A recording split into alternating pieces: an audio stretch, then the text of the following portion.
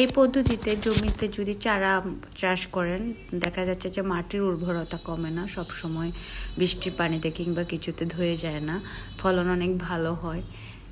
তাই অভিনব পদ্ধতিতে গ্রামে যখন বেড়াইতে গেলাম দেখলাম যে অনেক সুন্দর করে জমিতে চাষ করা হয়েছে আর ফলনও খুব ভালো হয়।